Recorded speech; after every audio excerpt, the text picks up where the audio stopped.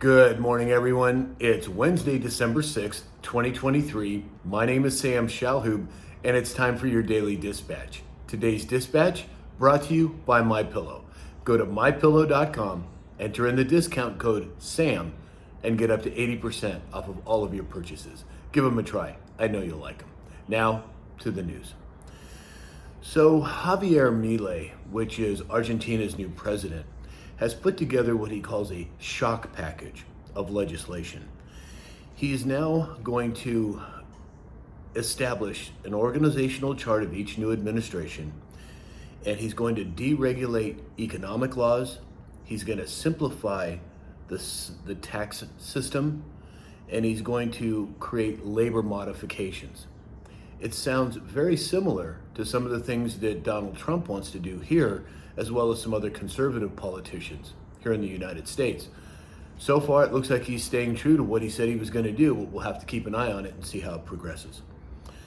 According to Currency Analytics, the Colombian president is now embracing Bitcoin, signifying cryptocurrency's growth in the global leadership. We already know El Salvador is there. They're almost out of debt. Argentina may or may not be part of that. We have so many other countries and organizations. Let's not forget about the large corporations that are trying to get ETFs for Bitcoin. So this next story, Steve Bannon on War Room was talking about the Posse Comitatus Act and the Insurrection Act. And the Posse Comitatus Act essentially says that we are not allowed to use our military here on U.S. soil.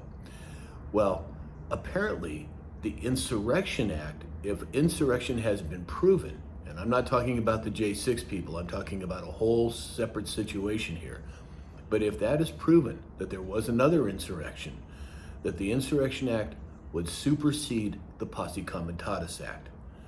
It's not that far-fetched to think something like this could happen, which I think could be a good thing. The FBI Director Chris Wray came out yesterday and he said, quote, "I've never seen a time where all the threats, or so many of the threats, are all elevated at all exactly at the same time," end quote. Well, we know that we have so many illegal immigrants here in the country. We know that there is chaos ensuing all over the world. Certainly, if no other time, to keep our heads on a swivel. And I don't say this to create fear, merely to be aware of your surroundings and what's going on. According to the Gateway Pundit, in 2021, Congress gave Joe Biden $7.5 billion for electric vehicle chargers. 2 years later, not one charger has been installed. Where did the money go?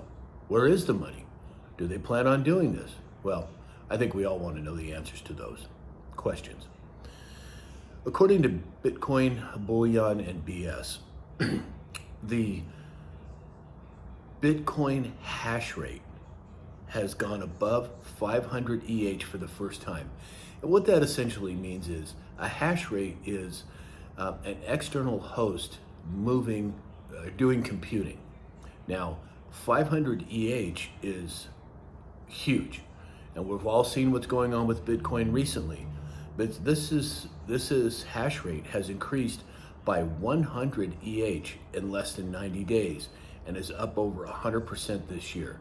So what does that mean? Well, it means that Bitcoin is getting adopted more and more, not just here in America, but around the world.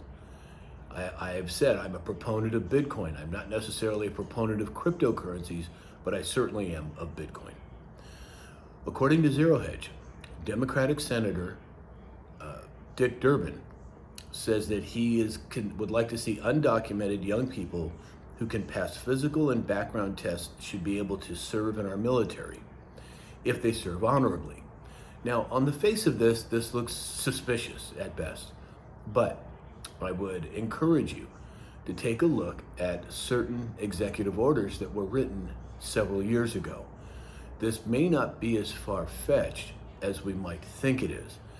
And if you combine that with this next story, which is Rattletrap 1776, said that 150 plus over 150 military leaders have been removed since June of 2017 by the Chapter 18 of the Law of War Manual.